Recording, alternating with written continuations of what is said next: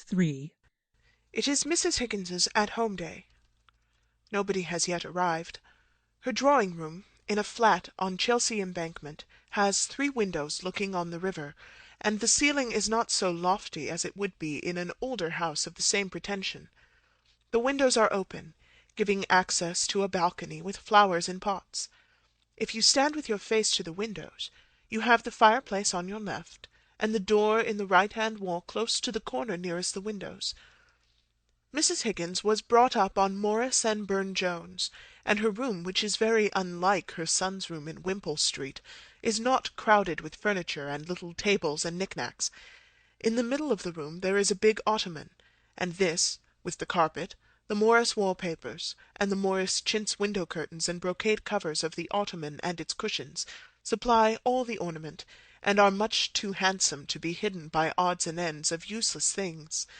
A few good oil paintings from the exhibitions in the Grosvenor Gallery 30 years ago, the Burne-Jones, not the Whistler side of them, are on the walls. The only landscape is a Cecil Lawson on the scale of a Rubens.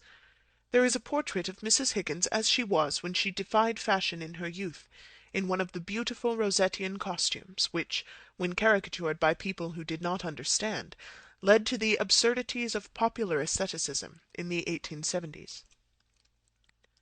In the corner diagonally opposite the door, Mrs. Higgins, now over 60 and long past taking the trouble to dress out of the fashion, sits writing at an elegantly simple writing-table, with a bell-button within reach of her hand.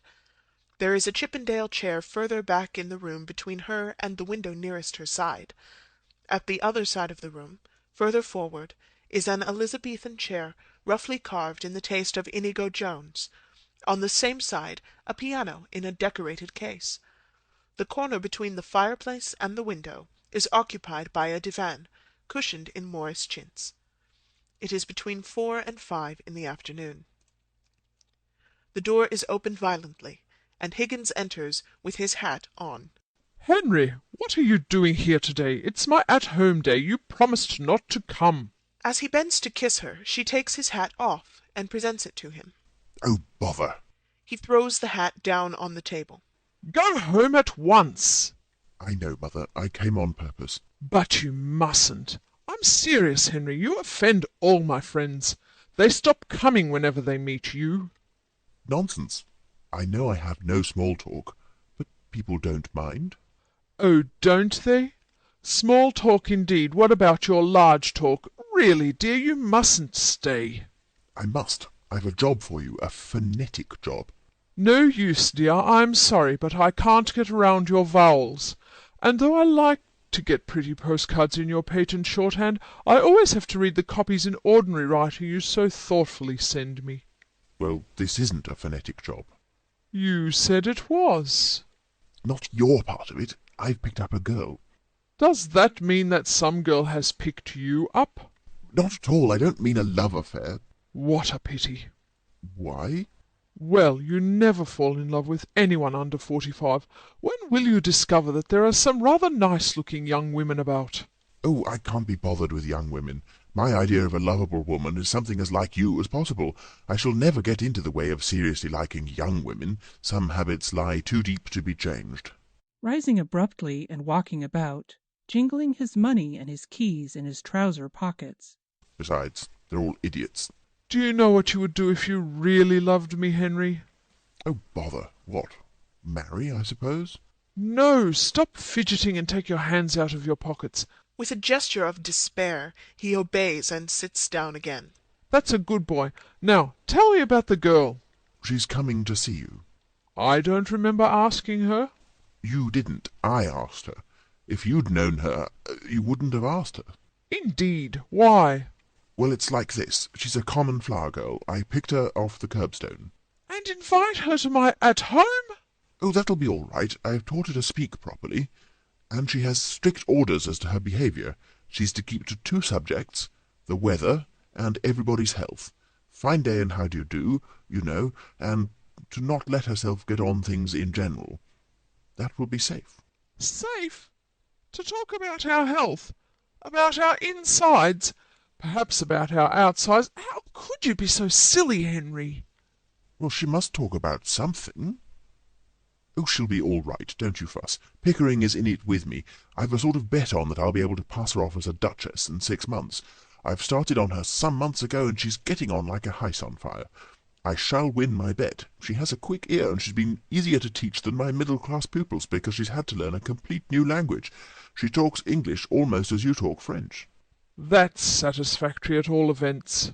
Well, it is and it isn't. What does that mean? You see, I've got her pronunciation all right, but you have to consider not only how a girl pronounces, but what she pronounces, and that's where— They are interrupted by the parlour-maid, announcing guests. Mrs. and Miss Eynsford-Hill. Oh, Lord!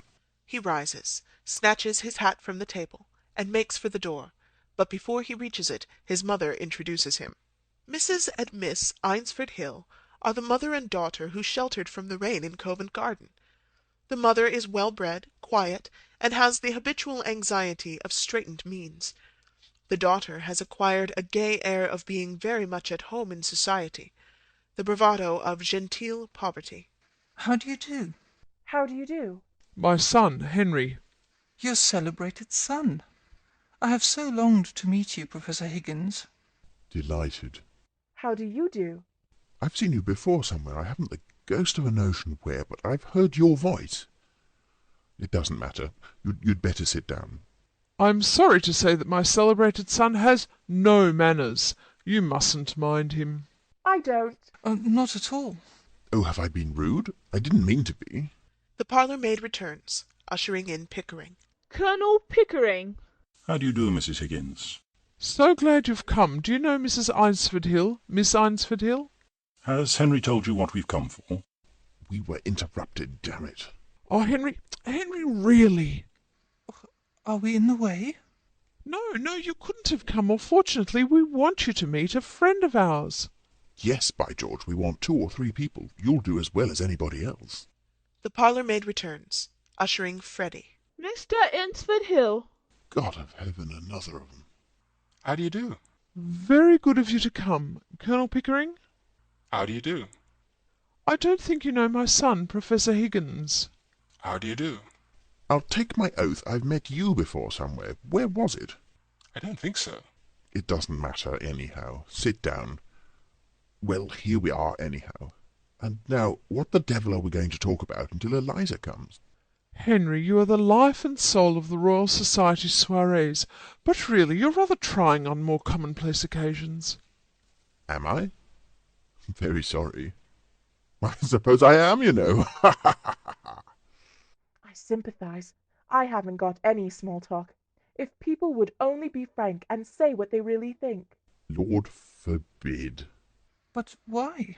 What they think they ought to think is bad enough, Lord knows, but what they really think would break up the whole show. Do you suppose it would be really agreeable if I were to come out now with what I really think? Is it so very cynical? Cynical? Who the dickens said it was cynical? I mean, it wouldn't be decent. Oh, I'm sure you don't mean that, Mr. Higgins. You see, we're all savages, more or less. We're supposed to be civilized and cultured, to know all about poetry and philosophy and art and science and so on, but how many of us know even the meanings of these names? What do you know of poetry? What do you know of science? What does he know of art or science or anything else? What the devil do you imagine I know of philosophy? Or of manners, Henry. Miss Doolittle. Here she is, Mother.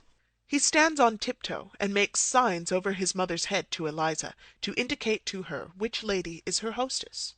Eliza, who is exquisitely dressed, produces an impression of such remarkable distinction and beauty as she enters that they all rise, quite flustered. Guided by Higgins's signals, she comes to Mrs. Higgins with studied grace. How do you do, Mrs. Higgins? Mr. Higgins told me I might come. Quite right. I'm very glad indeed to see you. How do you do, Miss Doolittle? Colonel Pickering, is it not? I feel sure we have met before, Mrs. Doolittle. I remember your eyes. How do you do? My daughter, Clara. How do you do? How do you do? I've certainly had the pleasure. My son, Freddy. How do you do? By George, yes, it all comes back to me. Covent Garden. What a damn thing. Henry, please, don't sit on my writing table. You'll break it. Sorry. Higgins goes to the divan, stumbling into the fender and over the fire irons on his way, extricating himself with muttered imprecations, and finishing his disastrous journey by throwing himself so impatiently on the divan that he almost breaks it. Mrs. Higgins looks at him, but controls herself and says nothing. A long and painful pause ensues. Will the train, do you think? The shallow depression in the west of these islands is likely to move slowly in an easterly direction. There are no indications of any great change in the barometrical situation. Ha ha! How awfully funny. What is wrong with that, young man? I bet I got it right. Killing. I'm sure I hope it won't turn cold. There's so much influenza about. It runs right through our whole family, regularly, every spring. My aunt died of influenza, so they said, but it's my belief they'd done the old woman in. Done her in? Yes, Lord love you. Why should she die of influenza? She come through diphtheria right enough the year before. I saw her with my own eyes. Fairly blue with it she was. They all thought she was dead, but my father, he kept ladling gin down her throat till she came to so sudden that she bit the bowl off the spoon. Dear me! What call would a woman with that strength in her have to die of influenza? What become of her new straw hat that should have come to me? Somebody pinched it, and what I say is, them as pinched it done her in. What does doing her in mean? Oh, that's the new small talk. To do a person in means to kill them. You surely don't believe that your aunt was killed? Do I not? Them she lived with would have killed her for a hat pin, let alone a hat. But it can't have been right for your father to pour spirits down her throat like that. It might have killed her. Not her. Gin was mother's milk to her. Besides, he'd poured so much down his own throat that he knew the good of it. Do you mean that he drank? Drank? My word, something chronic. How dreadful for you. Not a bit. It never did him no harm, what I could see. But then he did not keep it up regular. On the burst, as you might say, from time to time. And always more agreeable when he'd had a drop in. When he was out of work, my mother used to give him fourpence, and tell him to go out and not come back until he'd drunk himself cheerful and loving like. There's lots of women has to make their husbands drunk to make them fit to live with. You see, it's like this. If a man has a bit of a conscience, it always takes him when he's sober, and then it makes him low-spirited. A drop of booze just takes that off and makes him happy. Here, what are you sniggering at? The new small talk. You do it so awfully well. If I was doing it proper, what was you laughing at? Have I said anything I oughtn't? Not at all, Miss Doolittle. Well, that's a mercy anyhow. What I always say is... Ahem. Well, I must go. They all rise. Freddy goes to the door. So pleased to have met you. Goodbye. Goodbye. Goodbye, Colonel Pickering. Goodbye, Miss Doolittle. Goodbye, all. Are you walking across the park, Miss Doolittle? If so... Walk? Not bloody likely. I am going in a taxi. Pickering gasps and sits down. Freddy goes out on the balcony to catch another glimpse of Eliza. Well, I really can't get used to the new ways. Oh, it's all right, Mamma, quite right. People will think we never go anywhere or see anybody if you're so old-fashioned. I dare say I am very old-fashioned, but I do hope you won't begin using that expression, Clara. I have got accustomed to hear you talking about men as rotters, and calling everything filthy and beastly, though I do think it horrible and unladylike. But this last is really too much. Don't you think so, Colonel Pickering? Don't ask me. I've been away in India for several years, and manners have changed so much that I sometimes don't know whether I'm at a respectable dinner table or in a ship's forecastle. It's all a matter of habit. There's no right or wrong in it. Nobody means anything by it. And it's so quaint, and gives such a smart emphasis to things that are not in themselves very witty. I find the new small talk delightful and quite innocent. Well, after that, I think it's time for us to go. Oh, yes, we have 3 at-homes to go to still. Good-bye, Mrs. Higgins. Good-bye, Colonel Pickering. Good-bye, Professor Higgins. Goodbye. Be sure you try on that small talk at the 3 at-homes. Don't be nervous about it. Pitch it in strong. I will. Good-bye. Such nonsense. All this Victorian prudery. Such damned nonsense. Such bloody nonsense. Clara! She goes out radiant, conscious of being thoroughly up to date, and is heard descending the stairs in a stream of silvery laughter. Well, I ask you. Goodbye. Goodbye. Would you like to meet Miss Doolittle again? Yes, I should most awfully. Well, you know my days. Yes, thanks awfully. Goodbye. Goodbye, Mr. Higgins. Goodbye. Goodbye. It's no use. I shall never be able to bring myself to use that word. Don't. It's not compulsory, you know. You'll get on quite well without it. Only Clara is so down on me if I'm not positively reeking with the latest slang. Goodbye. Goodbye. You mustn't mind, Clara. Pickering, catching from her lowered tone that this is not meant for him to hear, discreetly joins Higgins at the door. We're so poor, and she gets so few parties, poor child.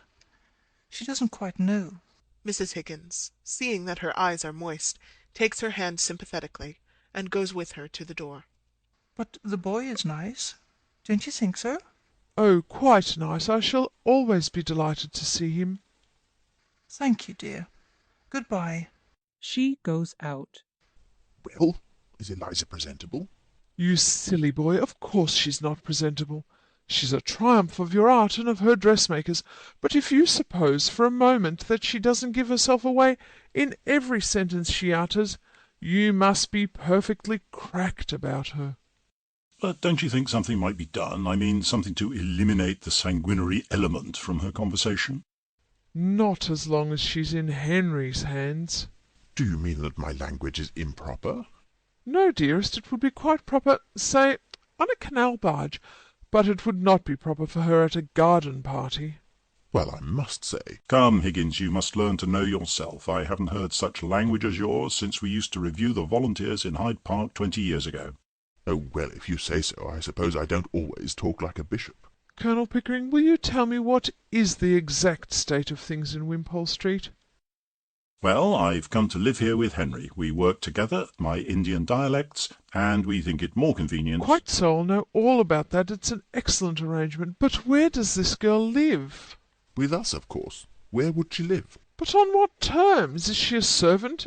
If not, what is she? I think I know what you mean, Mrs. Higgins. Well, dash me if I do. I've had to work at the girl every day for months to get her to her present pitch. Besides, she's useful. She knows where my things are, and remembers my appointments and so forth. How does your housekeeper get on with her? Mrs. Pierce? Oh, she's jolly glad to have so much taken off her hands. For before Eliza came, she had to find things and remind me of my appointments. But she's got some silly bee in her bonnet about Eliza. She keeps saying, "You don't think, sir," doesn't she, Pick?